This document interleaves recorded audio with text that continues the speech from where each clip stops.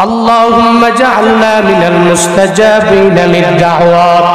اللهم إنا نعوذ بك من زوال نعمتك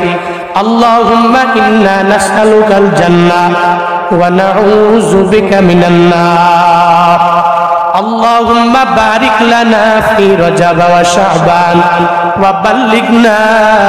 رمضان رب ارحمهما كما ربياني صغيرا رب ارحمهما كما ربياني صغيرا উদয়ের মালিক এই গভীর রাতে তোমার কতগুলো বান্দা নিয়ে হাত বাড়াইলা